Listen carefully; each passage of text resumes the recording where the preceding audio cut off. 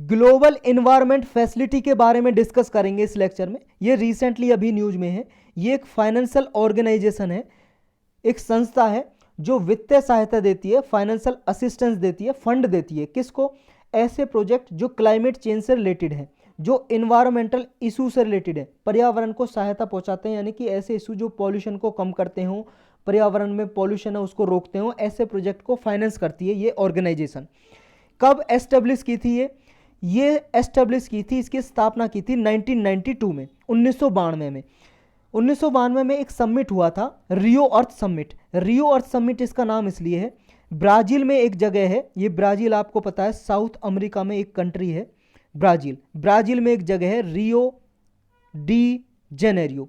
Rio de Janeiro में ये meeting हुई थी, बहुत सारी कंट्री आई थी और यहाँ पे एक इन्वायरमेंट रिलेटेड समिट हुआ था, यूनाइटेड नेशन का हुआ था इन्वायरमेंटल समिट, पर्यावरण से निपटने के लिए, क्लाइमेट चेंज को रोकने के लिए।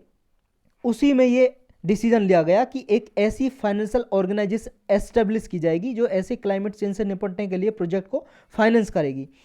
और इसका हेडक्वार्टर कहाँ पे बनी हुई है? ये global environment facility, United state की जो कैपिटल है, अमेरिका की कैपिटल राजधानी वॉशिंगटन डीसी में इसका हेडक्वार्टर है। और इसको मैनेज कौन करता है? ग्लोबल इन्वायरमेंट फैसिलिटी को जॉइंटली मैनेज किया जाता है UNDP, united nation development programme, world bank और UNEP, united nation environment programme द्वारा। इन तीनों के द्वारा इसको मैनेज किया जाता है। यूएनडीपी, यूनेप ये प्रोग्राम है किसके? यूनाइटेड नेशन के ही प्रोग्राम है, स्पेशलाइज एजेंसी भी बोल सकते हो इन्हें, और वर्ल्ड बैंक। इन तीनों के द्वारा इसको मैनेज किया जाता है जॉइंटली। 183 नेशन साथ में आए, 183 राष्ट्र है इस ग्लोबल इन्वायरमेंट फैसिलिटी को एस्टेब्लिश करने के लिए। और इन्होंने 183 नेशन ने, राष्ट्र ने पार्टनरशिप की सिविल सोसाइटी ऑर्गेनाइजेशन के साथ, इंटरनेशनल कोई इंस्टीट्यूशन है, प्राइवेट सेक्टर है, कोई भी है, सब एक साथ आए ये इसमें, यानी कि गवर्नमेंट भी है और इंटरनेशनल इंस्टीट्यूशन है, वो सब इसमें ऑर्गेनाइजेशन है, यानी कि इंटरनेशनल ऑर्गेनाइजेशन है ये। इसमें इन्वायरमेंटल इशू से निपटने के लिए, लड़ने के लिए, इनको एड्रेस करने के लिए मेन इसका ऑब्जेक्टिव रखा गया। ये फंड प्रोवाइड करता है डेवलपिंग कंट्रीज को, डेवलपिंग कंट्रीज हो या ट्रांजिशन इकोनॉमीज हो। ट्रांजिशन इकोनॉमीज मतलब डेवलपिंग से डेवलप्ड कंट्रीज की तरफ, या लीस्ट डेवलप्ड कंट्रीज से डेवलपिंग कंट्रीज की तरफ बढ़ रही हैं, जो विकासशील देश हैं, जो डेवलपिंग कंट्री, उनको ये फाइनेंस प्रोवाइड करता है, फंड देता है, मनी प्रोवाइड करता है। कैसे प्रोजेक्ट के लिए? जो क्लाइमेट चेंज से निपटने के लिए हों, बायोडाइवर्सिटी से रिलेटेड हों, या ओजोन लेयर, जो ओजोन लेयर का डिप्लीशन हो रहा है इससे रोकने के लिए जो कोई कंट्री कदम उठा रही है, तो ऐसे प्रोजेक्ट को फाइनेंस करती है, फंड देती है ये ऑर्गेनाइजेशन। ये एक इंडिपेंडेंटली ऑपरेटेड फाइनेंशियल ऑर्गेनाइजेशन है और मेनली 6 इसके फोकस एरिया हैं, 6 फोकस एरिया हैं जिन पे फोकस करती है।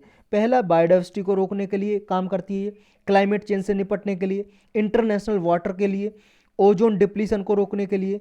ओजोन लेयर है, आपको पता होगा, अर्थ की जो एटमॉस्फेयर की लेयर है, पहली टोपोस्फेयर है, फिर स्ट्रेटोस्फेयर है। स्ट्रेटोस्फेयर में ओजोन की परत है जो हमें, जो हार्मफुल सन से अल्ट्रावायलेट रेज आ रही होती हैं, रेडिएशन आ रही होती है, उनसे ये ओजोन लेयर, O3 लिखते हैं इसे, ओजोन एक गैस है ओजोन, ये हमें प्रोटेक्ट करती है सन की जो अल्ट्रावायलेट हार्मफुल रेडिएशन है उनसे।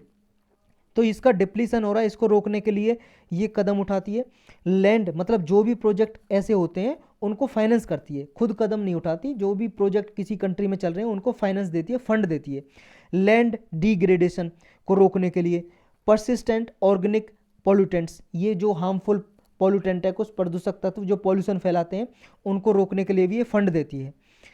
मेनली देखो इसमें कुछ कन्वेंशन है जिनको ये फाइनेंस करती है, ये कन्वेंशन आपको याद होनी चाहिए। ये कन्वेंशन मतलब मीटिंग है, ट्रीटी है, संधि, एग्रीमेंट है, ये मान लो। इन कन्वेंशन को ये फाइनेंस करती है, पैसा देती है, मनी प्रोवाइड करती है। ये पांचों की पांचों कन्वेंशन आपको याद होनी चाहिए। पहली है United nation convention on biological diversity, इसको रोकने, इसके कन्वेंशन को यानी कि प्रमोट करती है, इसको फंड देती है ये। नेक्स्ट फंड प्रोवाइड करती है यूएनएफसीसी को, united nation framework convention on climate change, united nation convention to combat desertification. ये तीनों की तीनों कन्वेंशन, रियो अर्थ समिट हुआ था ना जो 1992 में, जो ऊपर हम डिस्कस कर रहे थे, तीनों की तीनों उससे ही निकली है ये कन्वेंशन। नेक्स्ट है Stockholm convention on persistence organic pollutant, इसको भी प्रोवाइड करती है फंड। एक है Minamata convention on mercury, mercury से जो पॉल्यूशन होता है उसके लिए मिनामाटा कन्वेंशन है। तो इसके लिए भी फंड प्रोवाइड करती है। देखो ये जो ग्लोबल इन्वायरमेंट फैसिलिटी है जिसके बारे में हम पढ़ रहे हैं, ये मॉन्ट्रियल प्रोटोकॉल से डायरेक्टली कोई लिंक नहीं है। मॉन्ट्रियल प्रोटोकॉल हुई थी, एक एग्रीमेंट, समझौता, मीटिंग समझ लो, हुई थी ओजोन लेयर के डिप्लीशन को रोकने के लिए।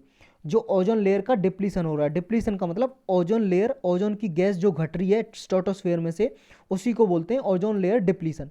ये डिप्लीशन मतलब घटना, रिड्यूस होना।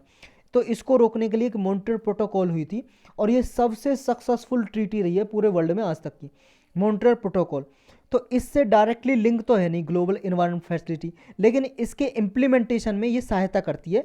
GEF ग्लोबल इन्वायरमेंट फैसिलिटी सिर्फ इम्प्लीमेंटेशन में, इसको लागू करने के लिए कंट्रीज में, देशों में ये सपोर्ट करती है मॉन्ट्रियल प्रोटोकॉल को। तो यही था इसके बारे में।